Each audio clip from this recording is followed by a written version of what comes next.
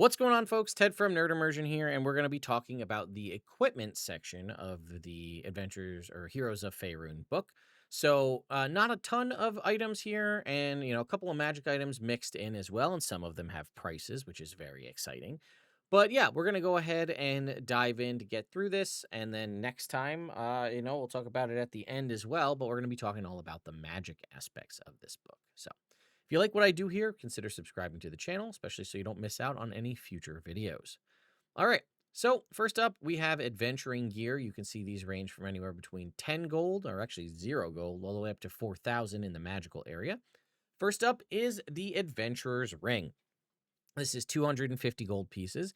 I should also point out that all of them do dictate kind of the location and where you'd find them. This one particularly is listed from the Dale Lands. And essentially what it is, you have this little ring, as you can see, almost like a poison ring in design, where you flick it to the side. And then when you do so, it creates a flame that has no fuel and no heat and sheds bright light in a 20-foot radius and dim light in an additional 20 feet. And as a bonus action, you can just kind of slide the cover over to put the flame out. Effectively, this removes the need for a torch, as a torch sheds the same amount of light, but obviously burns out and has heat. I think this is a phenomenal thing, and I really kind of wish I had one in real life. And I'm definitely going to see if I can't find a way to make a 3D printed file version of this and then also put like a light inside it, because that'd be really cool. All right, next up is Bright Fungal Cloak here for 25 gold pieces. This is Icewind Dale. And as you can see, first of all, the artwork is sick. But it has like bioluminescent fungus inside the inside of it. If you unfurl it, it sheds light in a 5-foot radius, bright light in 5 foot, dim light in another 5 feet. And it also is fungus, so there's a pound of fungus in there, which you can choose to eat if you do need sustenance. However, if you do so, it just becomes a regular set of traveler's clothes, no longer having that sort of light effect. We have desert clothing here for 10 gold pieces from Calimshan. And again, if you're not wearing medium or heavy armor, this lets you auto-succeed on the effects against extreme heat. We have devil masks for 25 gold pieces. These are from Baldur's Gate. These effectively are just masquerade masks, but while wearing them, other creatures have disadvantage on investigation or insight checks to tell who you are and what your intentions might be. This is one of my favorite. I love the artwork of this. This is Garb of Light and Shadow for 50 gold pieces. This is a Moonshae-based item, and each one appeals to a certain different type of fae from one domain of delight, such as the Gloaming Court or the Summer Court. And if you're wearing the associated set of garb, you will have advantage on ability checks to influence that associated fae. And in a very similar aspect are the Genie Robes for 50 gold from Calimshan, do the exact same thing, just tied to the different planes of existence, air, fire, earth, or water, and you'd have advantage on influencing elementals of the associated plane. We have a locking spell book. Seems like a no-brainer to me for 35 gold pieces from the Dale Lands. This 100-page leather-bound book can be used as a spell book. It also has a lock, and then as a utilize action, you can lock it or try to pick it with a set of thieves' tools. It is only a DC 15 sleight of hand check to get in it, but this will prevent any casual people from just going in or reading through your spell book. Monster camouflage, again, absolute banger piece of art. The artwork is one of the best things about 2024, I think, and I love this piece. There's 50 gold pieces. This one happens to be from Icewind Dale. Pick a beast or monstrosity. And then again, while disguised as this, any creature that's trying to see what you are needs to make a study action with a DC 10 investigation or nature check. It has advantage if they're within 30 feet of you, obviously being closer, or if you're doing something, they'll automatically succeed if you're doing something that that creature is typically incapable of doing. Prosthetic limb just uses the prosthetic limbs rules in the Dungeon Master's Guide. Nothing crazy there.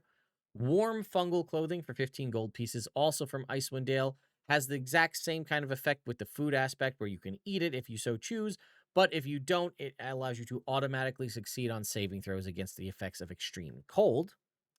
The Windskiff is a really badass magic item here. It is 4,000 gold pieces. It normally looks like this little piece of jewelry. However, you can transform it into this skiff that you can ride on. It has 3 charges. They come back daily at dawn. While you're holding it, you take the magic action to expend a charge to turn it into this sail, which is basically the size of a door with a 10-foot tall sail on it. And then after an hour or until you use the command word, it will transform back into the jewelry. In vehicle form, it has is a medium object with an AC 12, HP 30, and a speed of 40. It also hovers a few inches above whatever surface it's over, and it moves 5 feet horizontally for 1 foot descending if you want to kind of glide off of something. And then again, a Windskiff and its riders take no damage from any falling. And lastly, we have winter camouflage here. Obviously, you could really change this to fit any setting, but this is from Icewind Dale for 50 gold pieces. While wearing this in the appropriate environment, you have advantage on stealth checks. You obviously could just make this rocky based camouflage, any camouflage in general, to give you advantage on stealth checks in the associated terrain. Next up, we have Mechanical Wonders. These are from Kalimshan. They're basically robots that kind of do simple tasks. This one happens to be walking a cat, and that's basically what they're designed to do. They are 400 gold pieces. They have a wind up mechanic where you wind them up, and they basically will work, I think, for an hour. It takes 1 minute when you wind it up. It takes the utilize action every turn. Oh, I guess it just does whatever it's supposed to do until the task is done. Um, yeah. Once wound, it operates. Oh, sorry, for 10 days until a creature touches it with its key as a utilize action to deactivate it. After which point it goes unconscious again. So essentially, it's just like this would be the Faerun equivalent of like a Roomba, or a dish cleaning robot, something like that. Pretty cool, and the artwork looks really neat. So, if you have 400 gold pieces and mundane tasks you want to take care of, it's very not designed for combat, but still a cool concept anyway. We have mounts and other animals. Again, these are basically going to follow the same kind of rules as mounts or other kind of domesticated animals that you'd have in the player's handbook. However, they are just different creatures using different stat blocks. 50 gold pieces for an axe beak. This is tied to Icewind Dale. 25 gold pieces for a flying snake. This is for Baldur's Gate. And then sled dogs also for Icewind Dale, which use the wolf stat block. And then if they're pulling a sled by themselves, they need to take a short rest after an hour. Otherwise, they gain a level of exhaustion.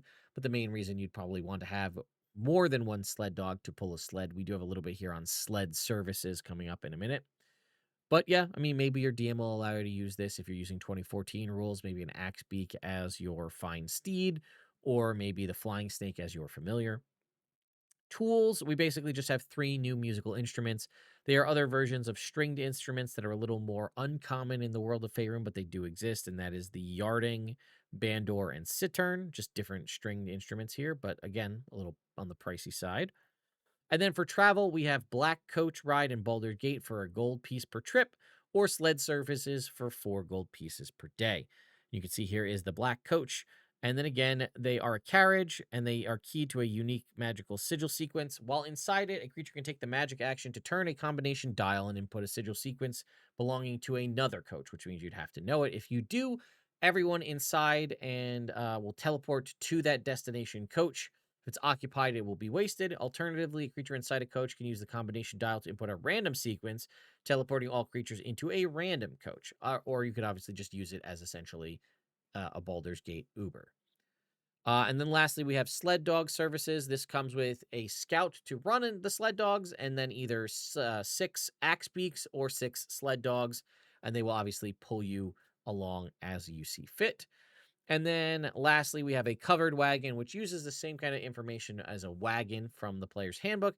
However, if you are inside the covered part of said wagon, you will have 3/4 cover. So there you go, folks. That is all of the equipment in Aurora's Whole Realms catalog, the kind of equipment section of Heroes of Faerun. Again, I was really hoping, and I'm sure many of you were, for new armor types or maybe new weapon types. But they did add some new mundane items, which are some of my favorite things, because I think it's a great way to add extra fun things to the game, really build out your world, but not actually just having to do it in the form of magical. Those are just cool pieces of equipment that are tied to unique materials, like sewing fungus into a cloak, for example. Really cool stuff. Again, stay tuned next time as we will be talking all about circle magic. So we'll have, I think, probably just 2 more videos for Heroes of Faerun. We have circle magic first, then all about the brand new spells after that. Then we'll dive into Adventures in Faerun to talk about the new monsters, the new magic items, and the things in that book.